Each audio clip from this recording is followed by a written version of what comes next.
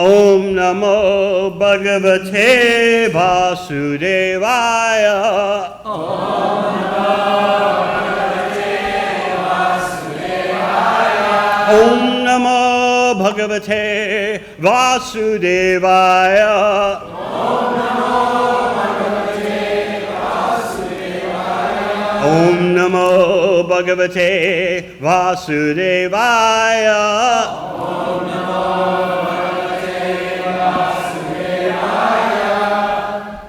From Srimad Bhagavatam, we've picked out a verse about Krishna and Vrindavan and the cows. And we may discuss some of Krishna's activities with the cowherd people and the cows in Braj.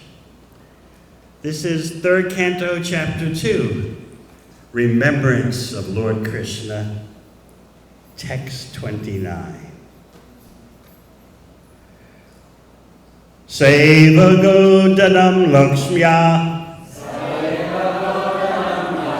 Niketam Sitagovrisham Charyanugan Gopal Ranat Venur Ariramat Seva Godanam Lakshmya Niketam Sitagovrisham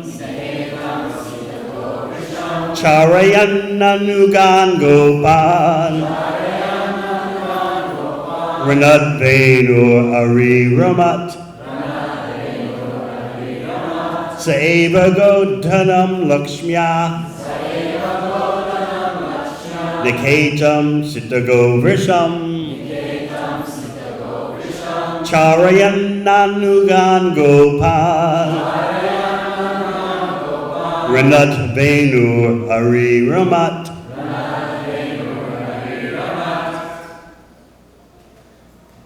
Saeva Godhanam Lakshmya Niketam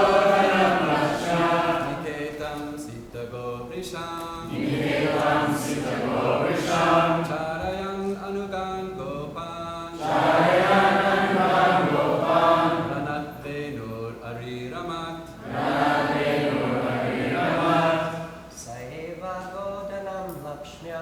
Saeva Godhanam Lakshmya Niketam Sita Govrisham Charayan Anugan Gopal Ranat Venur Ariramat Swagodhanam Lakshmya Saeva Godhanam Lakshmya Niketam Sitagovisam Charanyam Anugan Gopan Ranat Venur Ariramat Vaishnavis.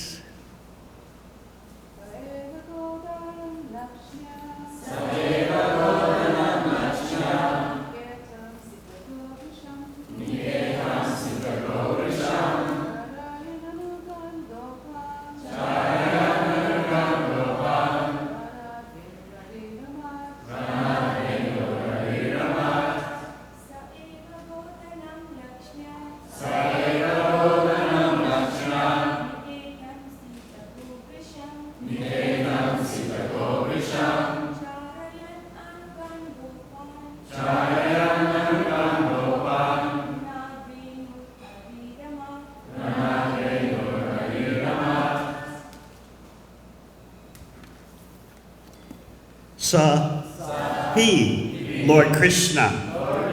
Eva, certainly. Godhanam, the treasure of cows. Lakshmya, by opulence.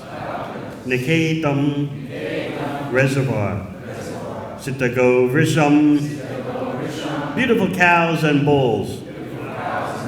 Charyan, herding.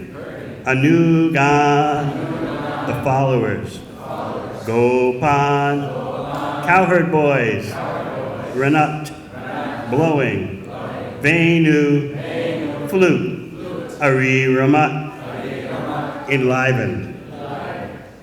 Translation. While herding the very beautiful bulls, the Lord, who was the reservoir of all opulence and fortune, used to blow his flute, and thus he enlivened his faithful followers, the cowherd boys. Purport. As he grew to 6 and 7 years old, the Lord was given charge of looking after the cows and bulls in the grazing grounds. He was the son of a well-to-do landholder who owned hundreds and thousands of cows. And according to Vedic economics, one is considered to be a rich man by the strength of his store of grains and cows. With only these two things, cows and grain, humanity can solve its eating problem. Human society needs only sufficient grain and sufficient cows to solve its economic problems. All other things but these two are artificial necessities created by man to kill his valuable life at the human level and waste his time in things which are not needed. Lord Krishna, as the teacher of human society, personally showed by his acts that the mercantile community, or the Vaishyas, should herd cows and bulls and thus give protection to the valuable animals. According to Smriti regulation, the cow is the mother and the bull the father of the human being. The cow is the mother because, just as one sucks the breast of one's mother, human society takes cow's milk. Similarly, the bull is the father of human society because the father earns for the children, just as the bull tills the ground to produce food grains. Human society will kill its spirit of life by killing the father and mother. It is mentioned herein that the beautiful cows and bulls were of various checkered colors: red, black, green, yellow, ash, and so forth. And because of their colors and healthy smiling features, the atmosphere was enlivening. Over and above all, the Lord used to play his celebrated flute. The sound vibrated by his flute would give his friends such transcendental pleasure that they would forget the talks of the Brahmanda, which is so praised by the impersonalists. These cowherd boys, as will be explained by Shukadeva Goswami, were living entities who had accumulated heaps of pious acts and thus were enjoying with the Lord in person and were hearing his transcendental flute. The Brahma Samhita confirms the Lord's blowing his transcendental flute. Venam kranantam aravinda dalaya taksham barhavatam samasitam buddha sundarangam kandarpa koti kamaniya vishesha shobham govindamadi purusham tamaham bhajami. Brahmaji said, I worship Govinda, the primeval Lord, who plays on his transcendental flute. His eyes are like lotus flowers. He is decorated with peacock plumes, and his bodily color resembles a fresh black cloud. Although his bodily features are more beautiful than millions of cupids, these are the special features of the Lord. Translation again. While herding the very beautiful bulls, the Lord, who was the reservoir of all opulence and fortune, used to blow his flute, and thus he enlivened his faithful followers, the cowherd boys. Om Agana Timirandasya Yananjana Shalakaya Chakshun Militang Yena Tasmai Sri Gurave Namaha. Jai Sri Krishna Chaitanya Prabhu Nityananda Sri Advaita Gadadhar Srivasadi Gaura Bhaktavrinda. Hare Krishna, Krishna Krishna, Hare Hare, Hare Rama, Rama Rama, Hare Hare.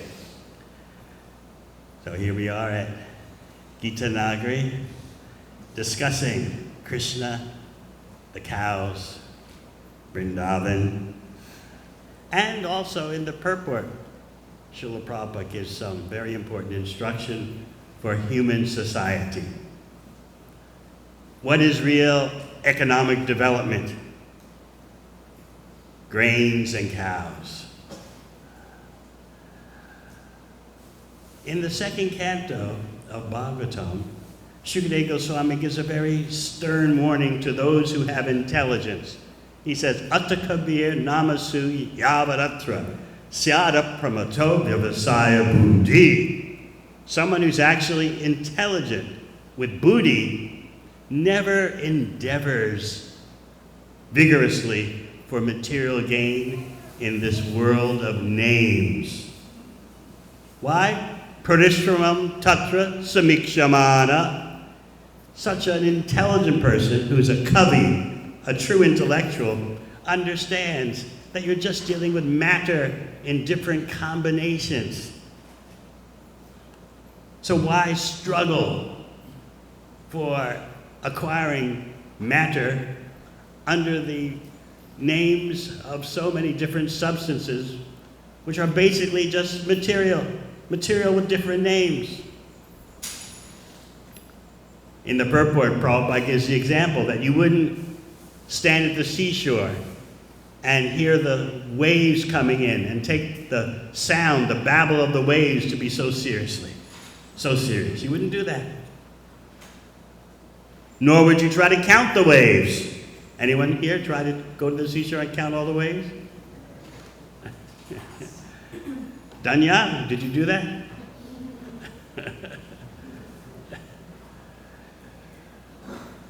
So Shukadeva Goswami explains, just like you can't count all the waves in the ocean, similarly you can't count the faults in Kali Yuga. You'll never get to the end of the list of the faults of this present day and age. But Kirtanadeva Krishnasya Mukta Sangha Param Vijay. Simply by chanting Hare Krishna, you can cross over this ocean of material existence. We were discussing yesterday, while presenting the pastimes of Raghunath Das, how Lord Chaitanya told him, you've got to cross the ocean very expertly. Cross the ocean of material existence with intelligence, with strategy, with a cool head, not just thrashing about in the middle of the ocean. It's not going to get you to the shore. So Shukadeva Goswami explains, in this ocean of faults known as Kali Yuga, there's only one good thing. So if you're looking for something else that's good, I'm sorry, but you're going to be very disappointed. Only one good thing. Asti eko mahan gunaha. Simply by chanting Hare Krishna, you can cross over the ocean of material existence. Of course, to chant Hare Krishna with that kind of quality, you need the appropriate lifestyle. So in the second canto, Shukadeva is pointing out that the way to live in this world of names is minimum, simple living. Why struggle so much for what is temporary? So a Vaishnava has two things in mind. You have to deal with your present situation, which requires maintenance, and you have to realize at the same time that all material arrangements in this world are temporary. This may seem paradoxical, yes, and it also may seem difficult. No. By the power of the holy name, you can have both visions. How to deal with the necessary at the present moment while recognizing that all material situations come and go. So Shukadeva Goswami advises how to live in the world of names. Just various combinations and permutations of a few basic substances agitated by the modes of material nature. It's all that's going on. Even scientists analyzing the affairs of this world can conclude that there are basically only 6 substances, more or less, that so-called human civilization, the so-called civilization of today, depends on. Sand. Why sand? For making concrete. Iron for steel. Salt for making artificial fertilizers to kill your land and make poisonous food. Copper for making electrical wires. Petroleum for making fuels as well as pharmaceuticals, plastics. And number 6, lithium, so prominent today for batteries. And then you can add other things, but mainly those 6. Those are the ingredients, the prized ingredients of so-called civilization today. You don't hear anything about cows and grains, did you?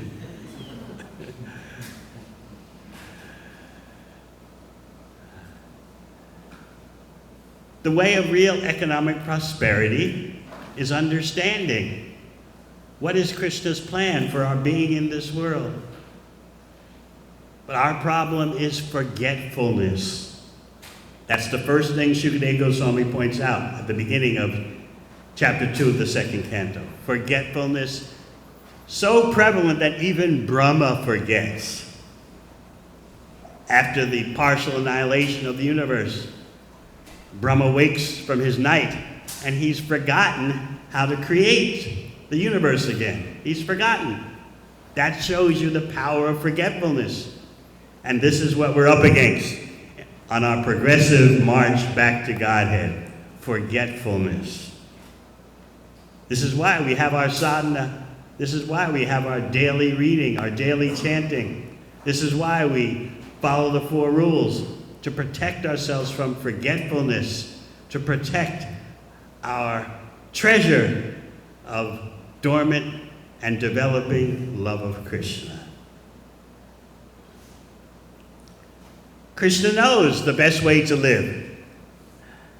So therefore, we're getting that information in Bhagavatam. We may not be able to live like that, all of us, but at least we know what the standard is. And knowing what the standard is, that's a great accomplishment.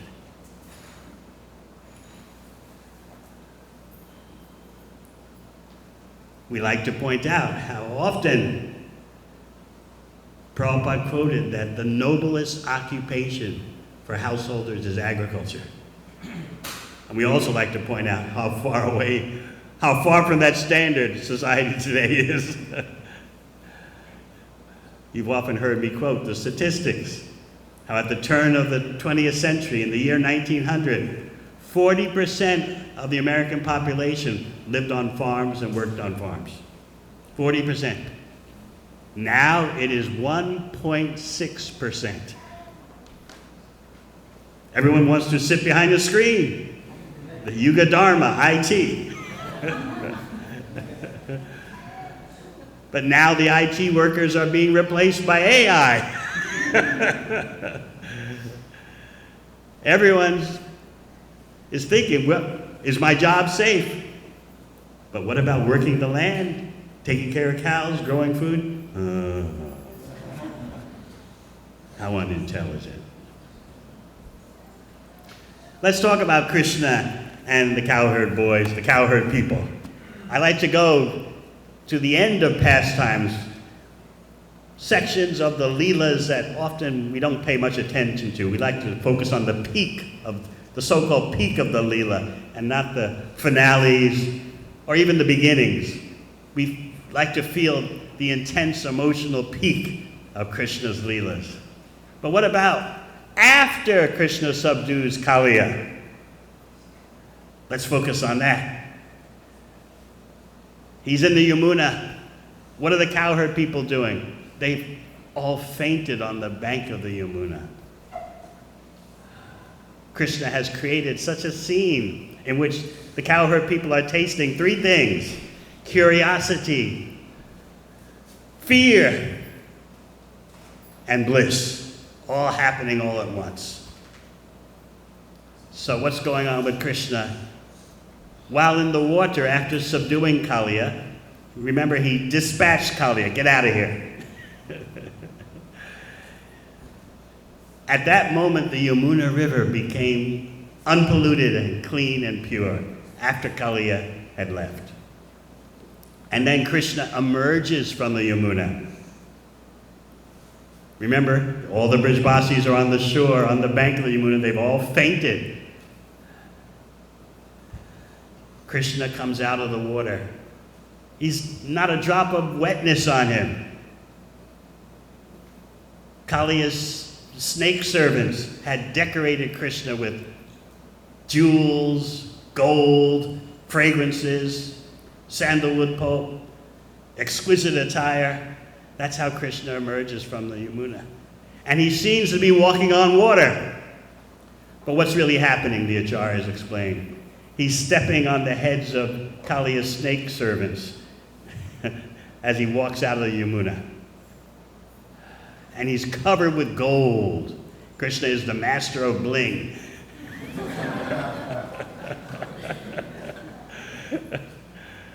What a sight. But the cowherd people, most of them are collapsed unconscious on the bank. What are they going to do? How are they going to see this? They don't see first, they smell. They smell Krishna's fragrance. And that revives them. All at once, they stand up in unison, just by the fragrance entering their nostrils. The cowherd boys are closest to the riverbank because they got there first when Krishna jumped into the Yamuna. So the cowherd boys, now they're revived and they're cheering Krishna. And then Balaram takes Krishna and puts him on his lap.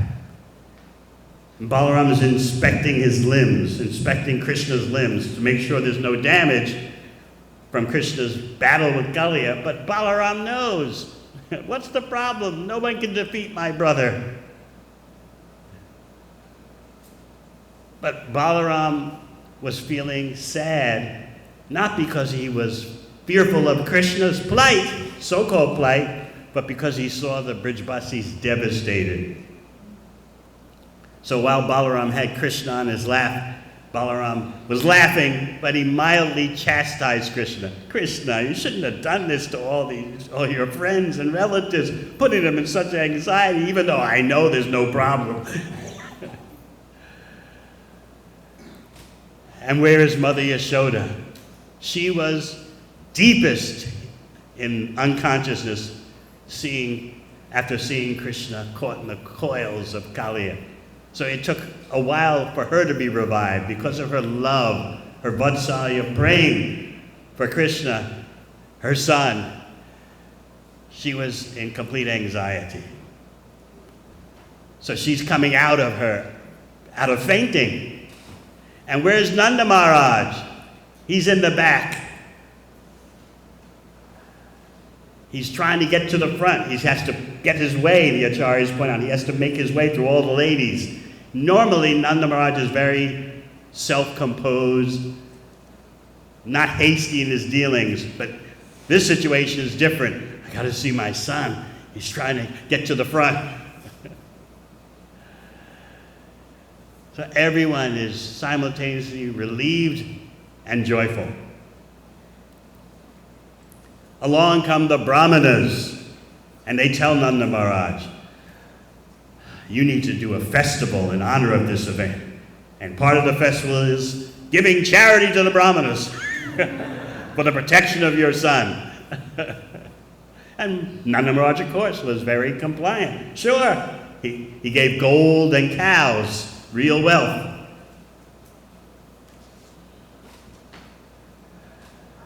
So Nanda Maharaj told the cowherd people, let's stay here for the night near the bank of the Yamuna.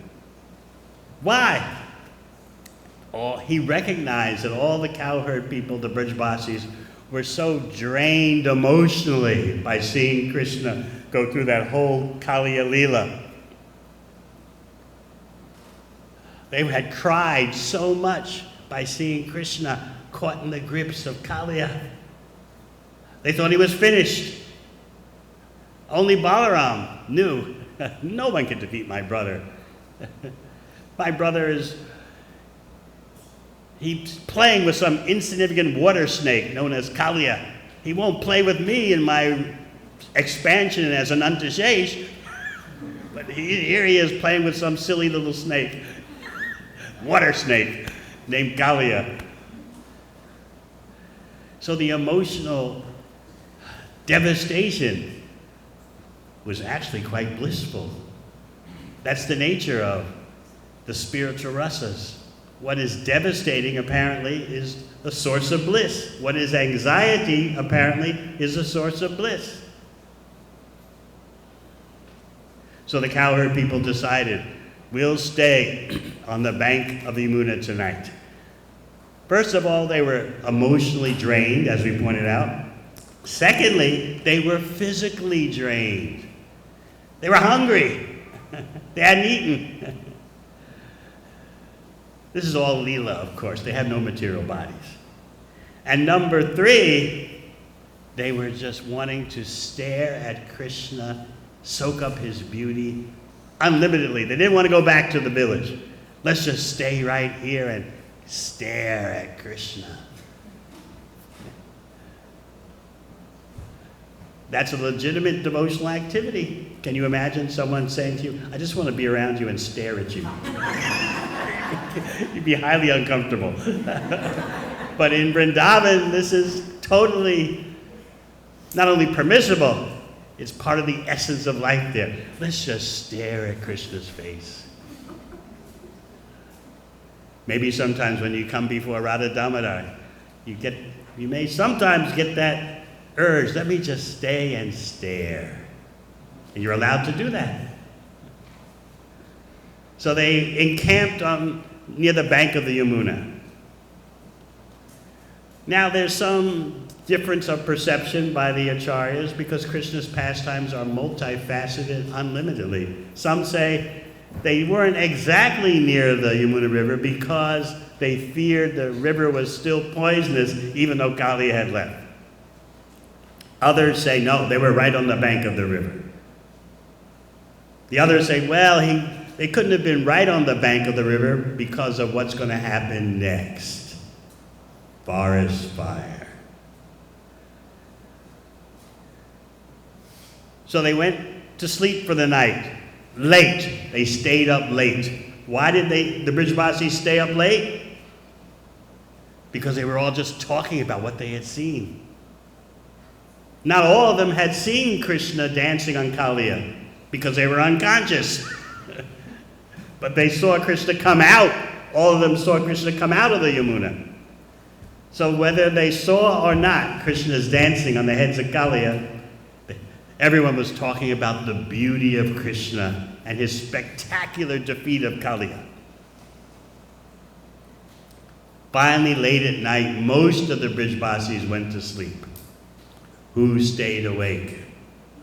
The gopis. They thought, this is our chance to stare at Krishna and no one can interfere. They're all asleep. So they're all staring at Krishna, especially one in particular. Srimati Radharani is staring at Krishna, firing glances, because when Krishna came out of the Yamuna, yes, the gopis were there too, along with all the cowherd people. And what were they doing? Because they're in a crowd and there's so many elders around and so many, it wasn't just the girls. So when Krishna came out of the Yamuna, the gopis, headed by Srimati Radharani, would fire sidelong glances. I often ask, any ladies here know how to do the sidelong glances? They never agree.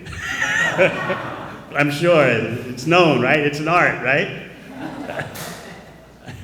Maybe one day someone will give a demonstration.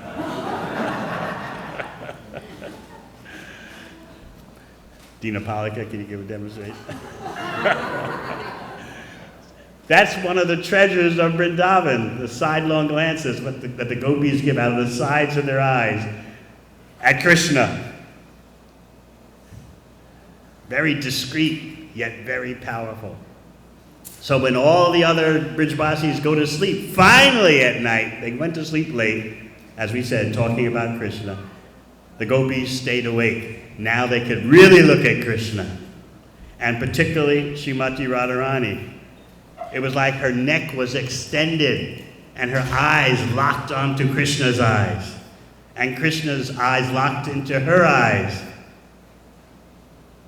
So prominent that even the rival gopis like Chandravali and her associates, they notice, it seems like Krishna is attached to the daughter of Vrishabhanu the most. So this is going on. Exchanges of loving glances deep into the night. You might wonder, based on material calculation, how can there be delight in just exchanging glances? But this is the nature of the topmost portion of the spiritual world. Those glances are Satchidananda, eternity, knowledge, and bliss. Everything is completely full in spiritual glories. There's rasa exchanged just by the glances. Not simply the rasa dance, but just by the glances. So that we're going deep into the night now. Suddenly, some gopis notice, what is this disturbance coming along on the bank of the Yamuna? What is this? Something awful is coming. We can't quite discern what it is. Could it be some kind of associate of Kalia coming to disturb us? Could it be a friend of Kamsa? They couldn't quite, there's some tumult coming their way very quickly. Other gopis point out, it's a forest fire!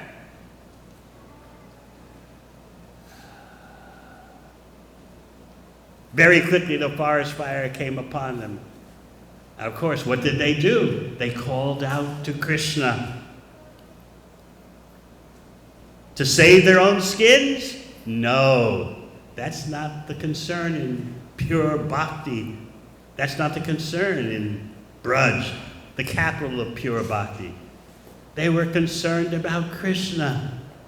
Oh, Krishna, just the nails of your feet are worth more than millions of our lives. They were concerned for Krishna's welfare. And then their cries and the mooing of the cows woke up the elder cowherd men, especially Nanda Maharaj. What to do? The flames were like reaching the sky, and the leaves on the trees were all burning with a crackling sound. Birds flying overhead were blinded by the smoke. The deer were running here and there, and the cows were mooing with terror. So Nanda Maharaj turned to Krishna. Krishna, our village belongs to you. There can be no auspiciousness if our village, which is your hometown, burns. Everyone is thinking, we don't want to be separated from Krishna. That's why we're calling out to Krishna. We want our service to go on. If we die, how can we serve Krishna? They're thinking like that. To protect our service to you, please save us so we can go on serving you, go on seeing you. We won't be able to endure separation from you if the forest fire burns us to death.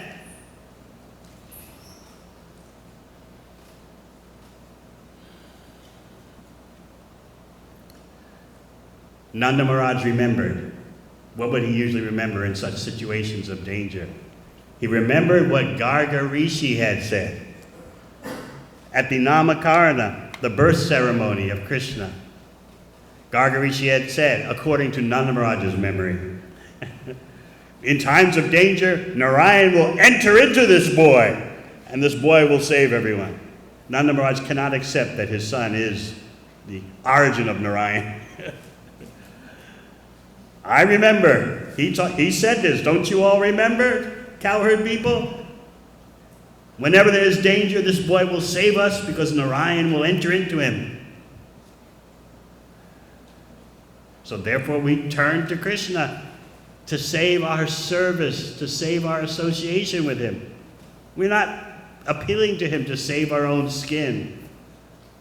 We can't live without serving him. Protect our service, O Krishna. So the residents of Vrindavan, the cowherd men especially, called out to Krishna. Krishna, Krishna Mahabhaga. Oh, Krishna, they said his name twice out of affection. Krishna, Krishna Mahabhaga, the source of all power and opulence. And then they called out to Balaram. Hey Rama Mita Vikrama. Oh Balaram, the performer of unlimited powerful acts. Please do something about this forest fire so we can go on serving you. Now, how did this forest fire originate? There are differing accounts and perspectives. You have to get used to this. Krishna's pastimes are not just one-faceted, they're multifaceted because they're unlimited and they're eternal. So some acharyas say, they don't point the finger, but they say it could have been a friend of Kalia wanting revenge. It could have been a friend of Kamsa. Others, like Kavi Karnapur, say Krishna caused the forest fire to create a scene. So to pull on everyone's hearts, to create another heartfelt drama. So what did Krishna do?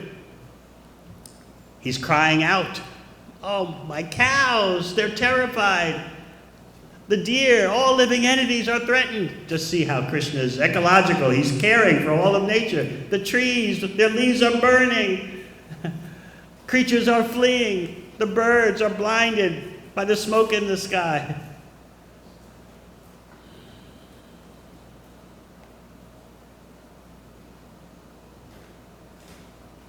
Did Krishna swallow the fire, or did the fire just disappear? Depends on your perspective. In any case, Krishna finished the fire. Kavi Karnapur says that just as lightning flashes and then disappears, just as an object in a dream appears and then gone, and just like an unfortunate person loses their wealth instantly, similarly the forest fire vanished by Krishna's arrangement. And by Krishna's glance, he made all the trees and leaves back to normal. Now, what you read in Bhagavatam, another angle, is that Krishna swallowed the forest fire. In either case, Krishna ended the fire, which some acharyas say Krishna started the fire to create another emotional drama for the Brajvasis so they would be more and more attached to him. Krishna's a master of love. He uses everything to increase love. Dancing on Kalia's heads, starting a forest fire. Sometimes you wonder, oh, Krishna, why is this happening? Oh, Krishna, why is that happening? Yes, Krishna can do what he likes to provoke our deeper love. That's the 8th prayer of Lord Chaitanya Shikshashtaka.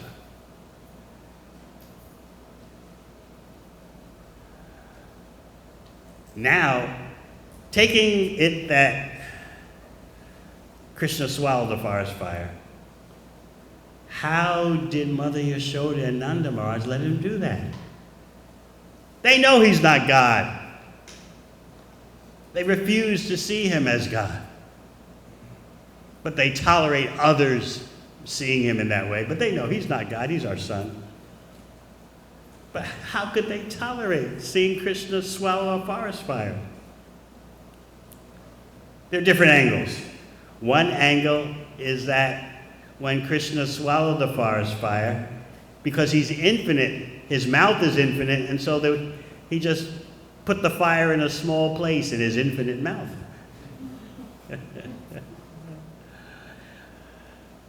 So therefore there's no problem for Krishna to swallow a forest fire. His mouth is infinite. A little bitty forest fire can easily fit into a tiny spot in Krishna's unlimited mouth.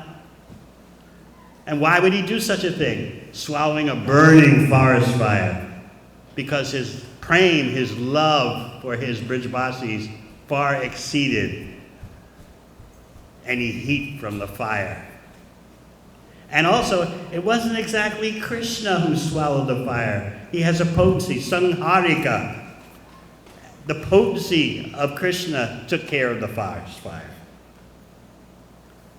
But again, how could Nanda Maharaj and Yashoda Mai tolerate their son swallowing a forest fire? We have some new parents here. If your child tried to swallow a forest fire,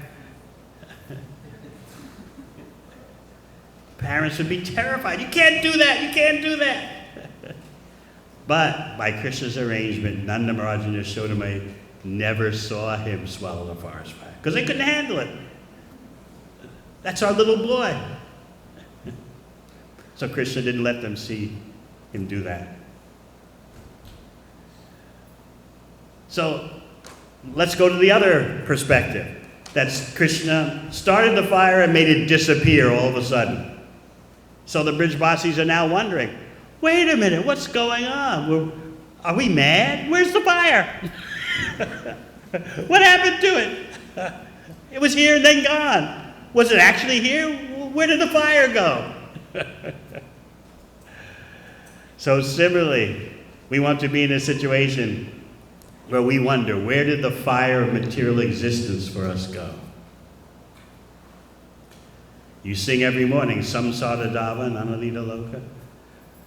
Blazing fire of material existence. Material existence simply means, what problems will tomorrow bring? And if we get just a moment of temporary so-called happiness, we rejoice. Some temporary success, like here today and gone the next moment, just like Krishna's forest fire production. We get so attached to some temporary delight, some temporary satisfaction.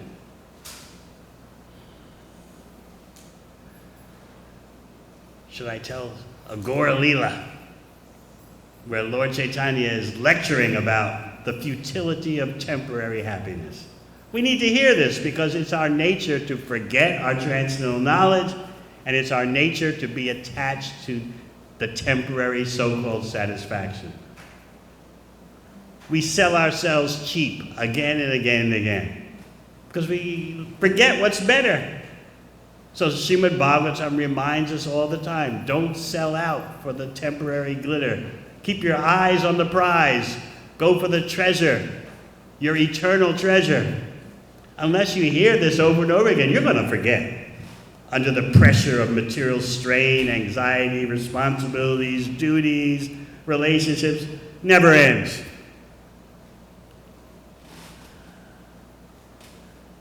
So Nityananda and Gauranga are wandering, as they like to do. They decide, let's go from Navadvip to Shantipur. Who lives in Shantipur? Advaita Acharya. So on the way to the house of Advaita Acharya, they pass by, in a place called Lalitapur, they pass by a little house, and they find out this is the house of a shakta, so-called sannyasi. A sannyasi wearing red cloth who indulges in tantra, all kinds of abominable activities in the name of renunciation. Intoxication, illicit sex. But remember, what's the mission of Gaur Nitai? To deliver the most fallen. So Lord Chaitanya, very curiously, he's Vishvambara. He hasn't taken sannyas yet. He's still based in Navadvip. Vishvambara says, who lives here? And Nityananda replies, a shakta sannyasi. Vishvambara says, well, let's go offer our obeisances to him. So they do that. They enter the house of this degraded so-called sannyasi, and they offer their obeisances, and the shakta sannyasi is just fascinated by the beauty of Lord Chaitanya, the limbs, the effulgence. And so the shakta sannyasi feels motivated to give a blessing. He blesses Lord Chaitanya. I bless you to have wealth, a beautiful wife, a big family. Vishwambara looks at him and says, Goswami, saying it sardonically, Goswami, what kind of blessing is that? You should bless me that I get Krishna's mercy. The Shakta sannyasi says, oh my God. I've heard that this is the way the present age is. This is the way the age of Kali is. You give someone good advice, a nice benediction, and they beat you with a stick. This is the way it is these days. I've heard about it. Here I'm blessing this young man with prosperity, a beautiful wife, big family, lots of money, and he's finding fault with that. What's the world coming to? Vishwambara begins to explain, look, the treasure I'm after is service to Krishna. Vishwambara tries to explain that to him. And what was the response of the Shakta sannyasi? How is bhakti going to put food in your belly? You need money. So many of us would, yeah. How's bhakti going to put food in the belly? So then Vishwambara begins to explain that what happens when a newborn baby is born? A new infant emerges from the mother's womb. Immediately there's a supply of milk.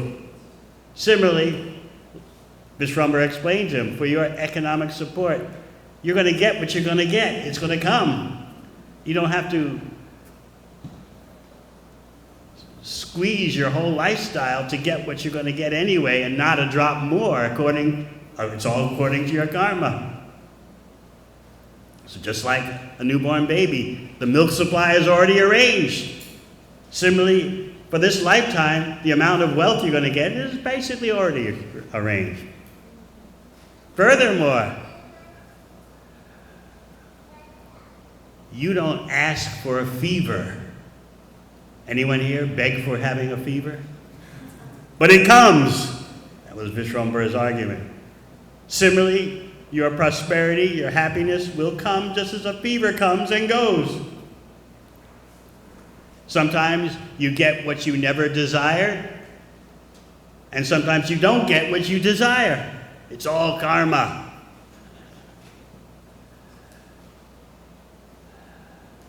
What was the Shakta sannyasi's response? Well, isn't it natural to dedicate your life to wealth, physical intimacy, money, big family? Isn't that natural? That sounds like a good point. What was Vishwambara's response? If it's so natural, why do you lose it all at the time of death? Think about that. Oh. Was the Shakta sannyasi swayed by all these arguments? No. Because remember, in the Vedas, there are so many instructions about going to the heavenly planets, achieving material opulence. Just like there are instructions that if you say Rama, Hare Rama, and bathe in the Ganga, you'll have a big family. So Mahaprabhu explained, these injunctions in the Vedas are simply to encourage people to follow the regulations of the Vedas, and then they become a little purified and they can turn to devotional service. Just like before the father gives his sick child medicine, what does the father give? Candy. So similarly, the Vedas give the candy so that ultimately you'll take the medicine. But without guidance, you won't be able to see that. You'll think, oh, as Shukadeva Goswami explains in second canto of Bhagavatam, oh, flowery words of the Vedas. Krishna talks about it in Bhagavad Gita also. Promising delights in the heavenly planets. Yes, this is real. This is the real purpose of the Vedic knowledge. So Lord Chaitanya explained. In other words, he's telling the Shakta sannyasi, don't try to quote the Vedas to me about heavenly pleasure. Without guidance, one will think, yes, this is the purpose of the Vedas. So Lord Chaitanya explained all that to the Shakta sannyasi. So many points, 3 main points.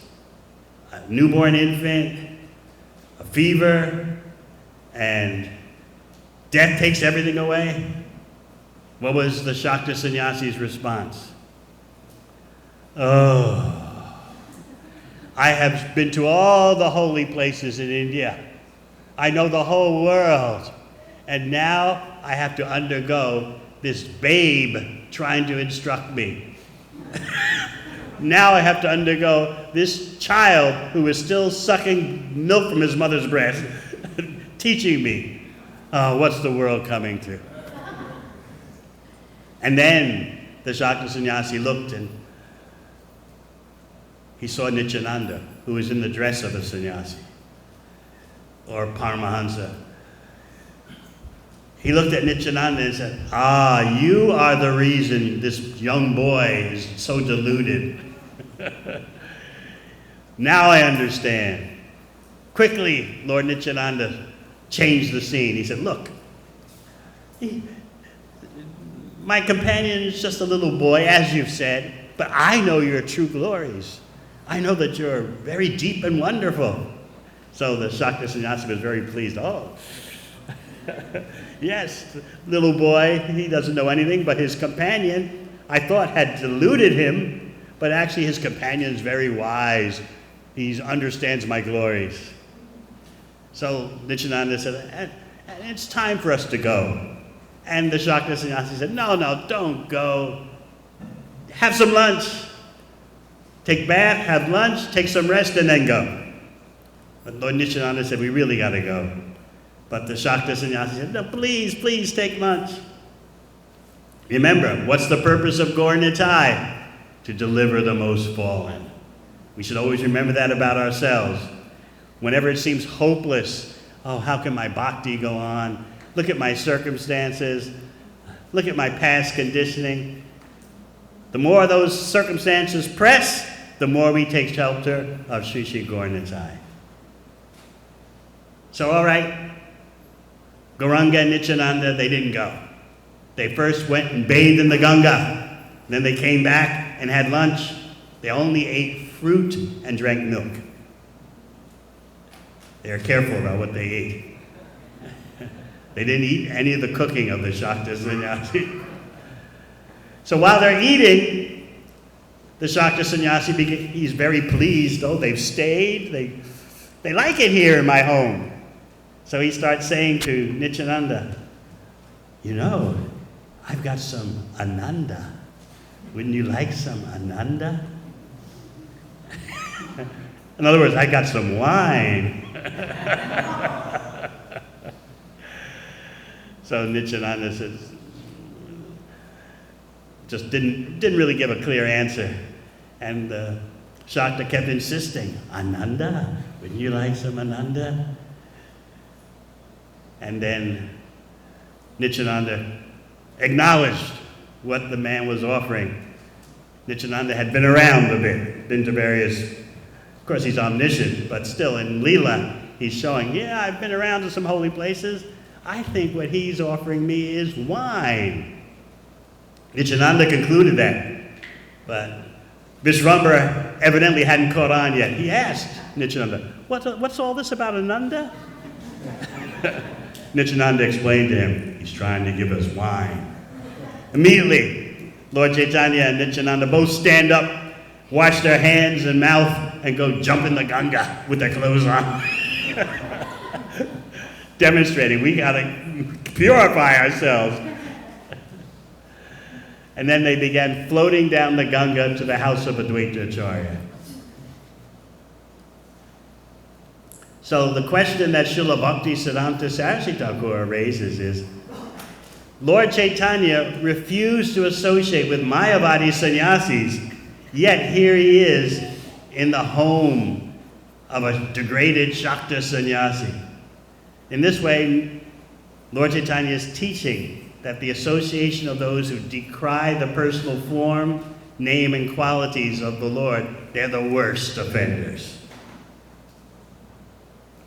They may seem like spiritual people to you, but because they are actively denying the transcendent nature of the Lord's name, form, qualities, and pastimes, they're the worst offenders.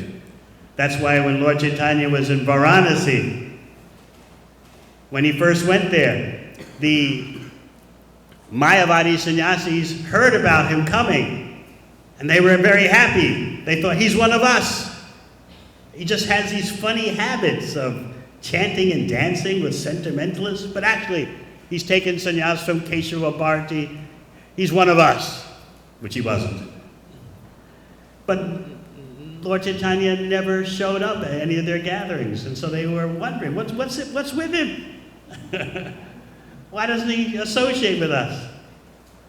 And Lord Chaitanya left without associating with them. But here he is in the home of such a degraded person, because Lord Chaitanya and Lord Nityananda have that mission to deliver the worst, as long as they're not impersonalist offenders who deny the transcendental form, qualities, and pastimes of the Supreme Personality of Godhead.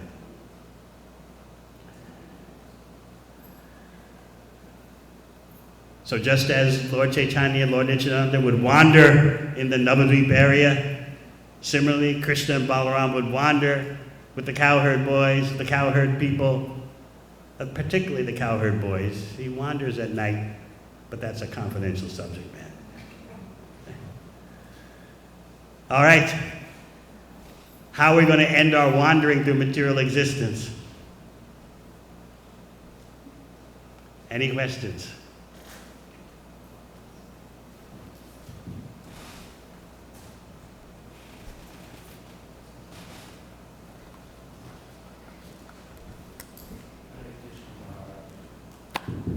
Hare Krishna Maharaj.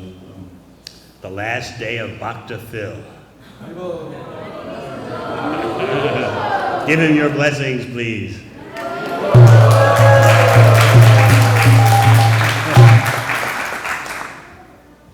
Maharaj, you mentioned impersonalist offenders. Lord Chaitanya doesn't save them. Are there impersonalists who may on the surface speak similar to the Mayavadis, but they're not offenders? You see, Mayavadi is more than an impersonalist. That's what their name means, Mayavadi. They think the truth is Maya. Krishna's Maya, Krishna's activities are Maya. They'll condescend a bit and say Krishna's activities and pastimes are the highest form of Maya. But they're still material, but they're the highest form of materialism. They're composed of material nature. And therefore, you can meditate on Krishna as a devotional prop for increasing your spiritual powers, and then you kick it away once you've attained Brahman.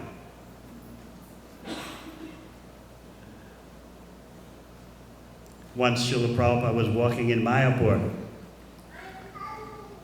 and there was a little small ditch, enough that someone could step over, but the devotees wanted to help Prabhupada step over the little ditch. And so one of the devotees held Prabhupada's arm as he took that step over the small ditch. And then when Prabhupada got to the other side of the ditch, of the small ditch, he threw the devotee's arm away. He said, "That's Mayavad." Krishna, Vishnu, Shiva, Durga, whatever. They're devotional props until you get to the pure oneness. So this considering Krishna's name, form, qualities, and pastimes to be material is the greatest offense.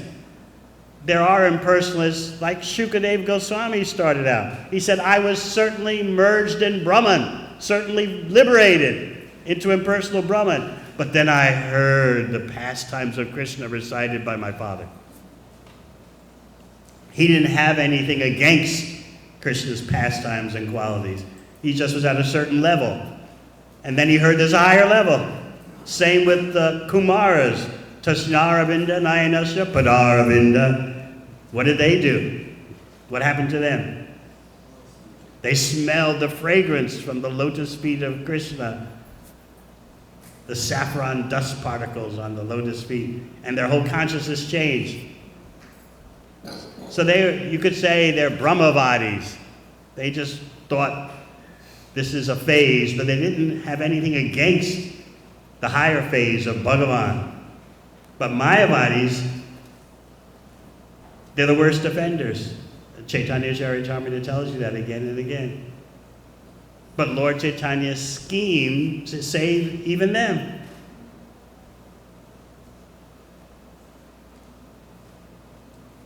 But again, our point is that he went to the home of such a degraded person and dialogued with that person. But when he was in Varanasi, Benares, he wouldn't associate with the Mayavadis until finally his devotees begged him. They keep offending you. They talk about you in such a belittling way. They call you a sentimentalist, a fanatic, neglecting your Vedic duties of studying what is Brahman, chanting and dancing like a mad person when he should be in the ashram studying the impersonal Brahman. So Lord Chaitanya's devotees they got tired of hearing this. They couldn't take it anymore. So they appealed to Lord Chaitanya. Please, can you do something about this? At that moment, Mahaprabhu arranged for a Brahmana of Varanasi to come and invite Lord Chaitanya for lunch, saying, I know you don't have lunch with these people, but please, would you kindly honor one lunch invitation? This is all by divine arrangement. This is Lord Chaitanya's arrangement to satisfy his devotees. He arranged that this Brahmana would suddenly come and, can you come for lunch with these sannyasis who normally don't hang out with? And of course, as they say, the rest is history. Anything else? Is that Yashoda Mai in the corner? You have a question about Mother Yashoda? Just how can I serve her better? Very well, thank you so much. In the beginning of the talk, you were mentioning about the cows and the land and how this is actually how real economics go. So you've mentioned that. That's what the purport says. Yeah. And so as devotees, we're attached to the land, we're attached to cows, and this is how... Who? Which, maybe you. All devotees are. Oh, really? Devotees are attached to social media and screens. Well, the ones that I hang around with. Okay. Are attached to the land and cows. So, but even the land and the cows eventually will fade away, and the only thing that we really have is our relationships with each other, and our eternal relationships, especially with devotees. We know that we're going to be serving in the spiritual world. So then how do we balance these two things? Maintenance and the need to be able to keep things going, but also our relationships with each other and the need to invest in those as well. Maintaining what? You mentioned maintenance? Maintenance, yeah. But maintaining what? Oh, the land, the cows. We maintain cows. The number one reason why we maintain cows is not simply because their milk is nutritious. The number one reason we maintain cows is because Krishna asked us to. They're his pets. He's Govinda. So to please Krishna, we maintain cows. That's what you'll be doing in Goloka Vrindavan. There's cows and villages. Like when Prabhupada came here, he said, Krishna's a village boy. Not that we neglect the cities, but this is real life, the village life. So yes, but in general about maintenance of our temporary existence in this world, that's an art that requires guidance. How to strive for the eternal while within the grip of a temporary body in a temporary world. This is why Lord Chaitanya instructed Raghunath Das in that way. Were you here yesterday? Yes, very key instructions. And Prabhupada writes in the purport that Whether you're a Vedantist with a strict Vedantic lifestyle, which none of us have, or you're a person apparently living in the ordinary world, ordinary occupation, always keep embedded in your heart the desire to satisfy Krishna and spread his glories. And by having that desire in the heart, something will happen. So Raghunath Das stopped running away for a while and got into his material affairs with that burning consciousness in his heart. So we can learn from him. We can't imitate him. He's eternally liberated soul. He's Rati Manjari. But he's demonstrating some lessons we can learn. Often devotees ask me the question, what kind of consciousness should I have? I'm just working all the time. So I explain spiritual economics. Go to work to give. Give yourself a bhakti lifestyle, give it to your family, and give it to as much of the world as your resources allow.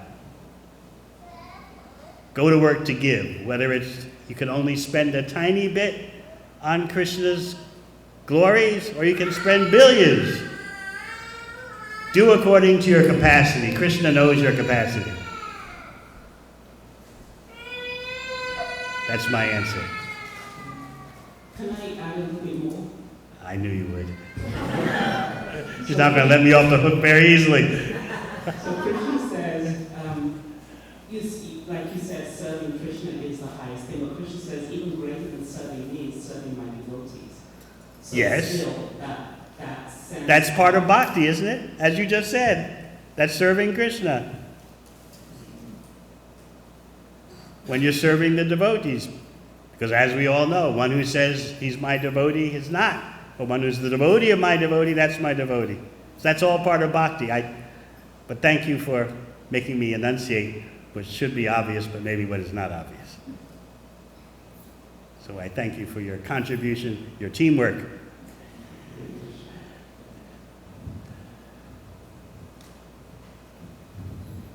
So we explained yesterday, now that you're reminding me, how Raghunath Das got so many blessings from devotees, right? Remember? As a little kid from Haridas Thakur, as an older child from Advaitacharya who would arrange that Raghunath get the remnants from Lord Chaitanya. And then when he approached Lord Nityananda to get his blessings to approach Lord Chaitanya, Nityananda first said to the devotees, please bless him, bless him, bless him. That was before Nityananda put his lotus feet on Raghunath Das's head. He asked for the other devotees, you bless him. And after Nityananda gave his mercy, the other devotees again blessed Raghunath Das.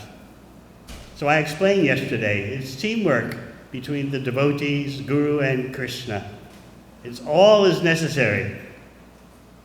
The more blessings you have from devotees, the more successful your life is, as Raghunath Das demonstrates. Anything else? Yes.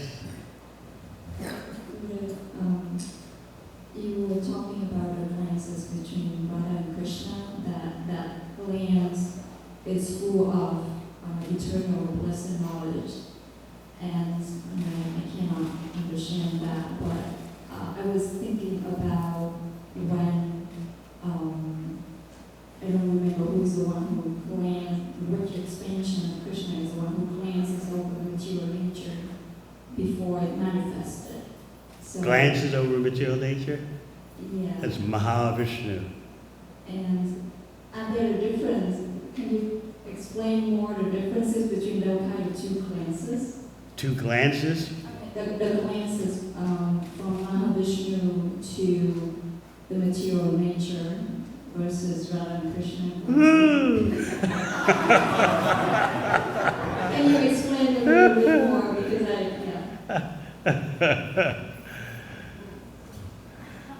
Krishna's got better things to do than glance over material nature. He's got beautiful girls to glance over. Girls who tell him that your life is worth more to us than millions of our lives. Not simply your life, but your nails of your feet are worth more to us than millions of our lives. You ever met anyone like that?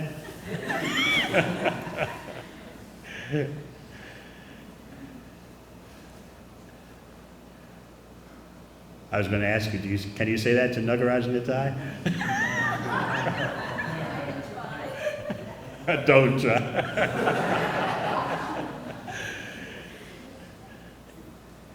Any questions from this side? Yes.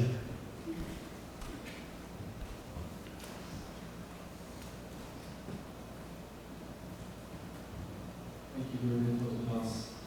Wanted to know, just like our material desires are fulfilled based on our karma, so how does our spiritual desires get fulfilled? Because sometimes we have some spiritual desires, but some takes longer than others to get fulfilled. Because what's the last thing? Sometimes some of our spiritual desires take longer than others. Other spiritual desires to get fulfilled.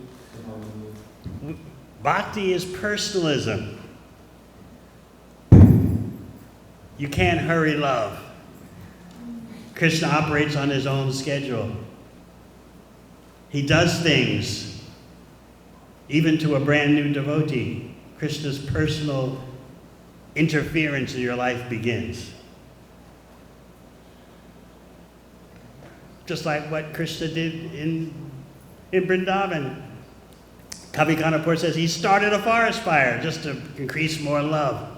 After putting the Brijvasis through that traumatic experience of seeing him caught in the grip of Kalia, you think he's finished, that's enough. They couldn't even go home after this. They were so exhausted emotionally and physically, all on the pure spiritual platform. Krishna put them through it. Remember, most of them were unconscious on the bank of the Yamuna. But smelling the fragrance of Krishna's body, they all stood up at once. So you can't hold a timetable to Krishna. This is what I want you to do, and this is when I want you to do it.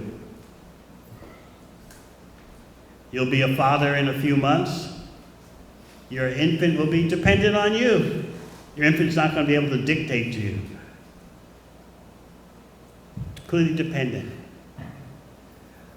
That's what we want to be with Krishna, completely dependent. That's our goal. May take one lifetime, several lifetimes, but that's our goal.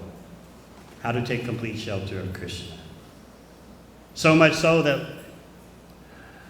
like the residents of Vrindavan are calling out to Krishna, save us, because they want their service preserved. They weren't interested in having their own skin saved. How can we live in separation without service to you? If we're burned in the forest fire, that's the end of service. As far as they can't think of the next life. All they can think of is Krishna, Krishna, Krishna. We want to be with him. Anything else? Gurudev, we were talking about real wealth, the cows and the land. But while we're trying to show simple living, high thinking society, trying to build that, we are surrounded by a society of artificial wealth we have to interact with. So, after the IRS comes, we can't pay them in bags of cauliflower. Like Nanda Maharaj paying Kamsa with milk products. Yeah.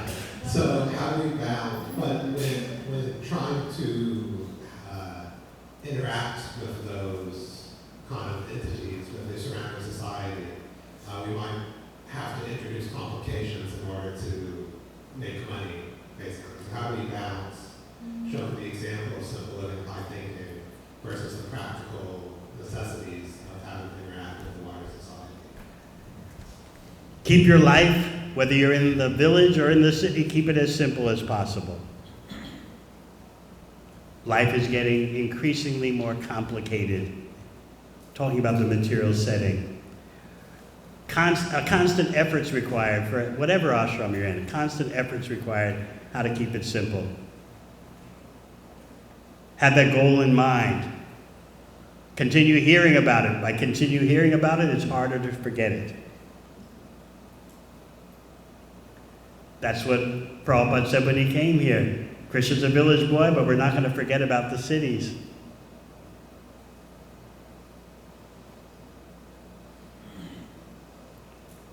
And people are suffering more than ever in the name of progress.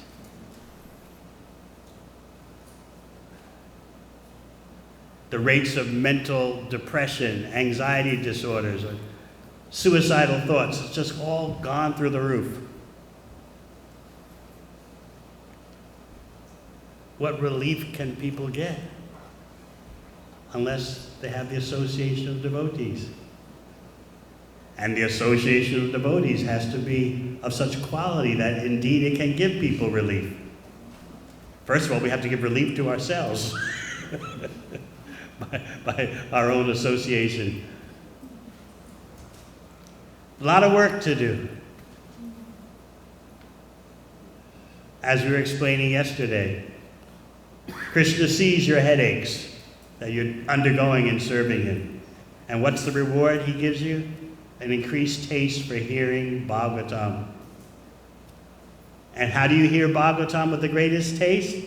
Satam prasangam mama virya samvada. In the association of devotees, you get that charity. They give you the greatest gift.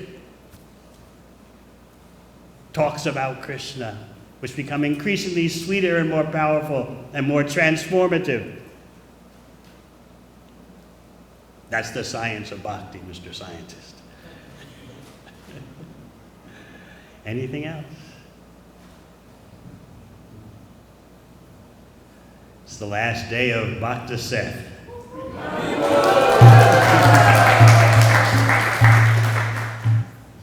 Thank you for the lesson, Guru Dev.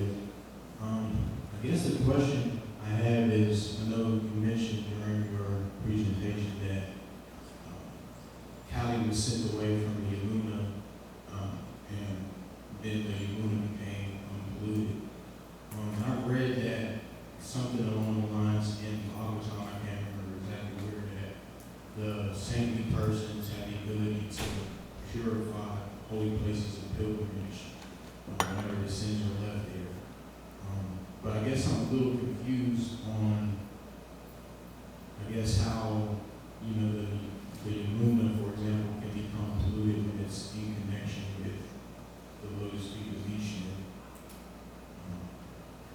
Krishna's Leela, pastimes, means things happen for Krishna's pleasure in his special hometown. He started a forest fire. He allowed himself to be caught in the grips of Kalia. You've read that? And all the Brajvasis are just, they fainted. Oh no, Krishna's having a good time. When he waits to get out of the grip, he waits until they're at the peak of their anxiety. And then he escapes from the grip. Balaram knew, you know the art of how to get out of Kalia's grip. No problem. But everyone else is totally collapsed on the bank of the Yamuna. But Krishna's putting them through it. We have to get more into the nature of Vrindavan Dham, how it can shape-shift, how it can appear differently according to different pastimes of Krishna. The topography can change to suit Krishna's pastimes, a particular pastime. When you get to read Brihad Bhagavatamrita, you'll find out more of that. But first you have to get through Bhagavatam, Chaitanya Charitamrita, several times at least. So this way your engineering appetite will be satisfied.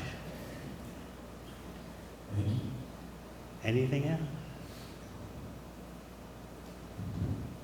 Getting late. It's 15 minutes to 10. Just see how time passes when you're talking about Krishna and his devotees. And who is the best devotee? Gauranga Mahaprabhu himself. Being a devotee, relating to devotees, is so precious that Krishna himself wants to be a devotee and have relationships with devotees.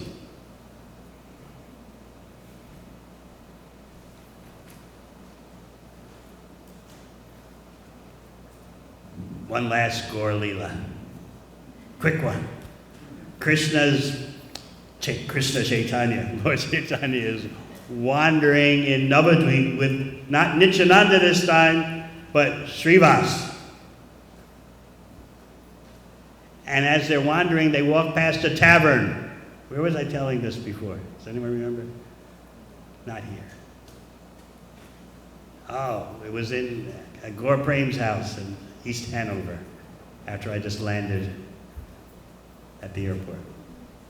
Srivas and Nimai Pandit, this is before he took sannyas, they're wandering in Navadvip. And they walk past a tavern. And the smell of alcohol comes out of the tavern. But everything is Krishna's energy. So when Nimai smells the alcohol, he goes into Balaram Bhava, the emotional state of Balaram. Varuni! Varuni! And he tells Srivas, I'm going in! Varuni beverage! He's in the whole state of being Balaram. The Varuni beverage, Leela, you read in Krishna book. So Srivas doesn't know what to do. You can't go in there. And Nimai says, he's in Balaram Bhava, remember. Do I have to follow rules and regulations? I'm Balaram.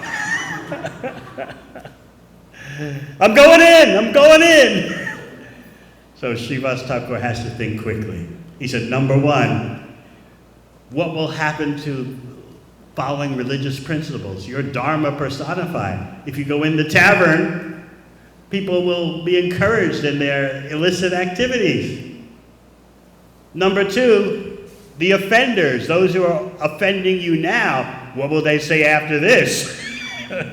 It'll be a worse fate for them. The offenders are already going to suffer enough by blaspheming you. What are they going to say when you walk into a tavern? And number three, your pastimes can be hard enough to understand. Who can understand this? Still, what did Nimai say? I'm going in. He's in Balaram Bhava. So Srivas Thakur has to think quickly. He says, look, you go into the tavern, I go to the Ganga and drown myself. So what did Lord Chaitanya respond? All right, because of the relationship with the devotee, I won't go inside. I don't want to prove your words false. If I go in and you don't jump in the Ganga and drown yourself, your words are false. I don't want that to happen. And of course, I don't want you to jump in the Ganga. All right, because of the request of my devotee, I won't go inside. So he didn't go inside. They kept walking. But all the drunkards in the tavern had seen, it's Nimai Pandit. Oh, they were all drunk and stoned. Nimai, oh, he chants and dances so nicely. Oh, it's Nimai, let's go out and see him. So they all marched out of the tavern, making a drunken Harinam Sankirtan party, based on what they had thought was the way to do kirtan. Jai Narayan, Hari, Hari, and they're totally drunk. Lord Chaitanya, he saw this, he just laughed. And what did Srivas Thakur do? He cried. Just see how these drunkards are chanting the holy names.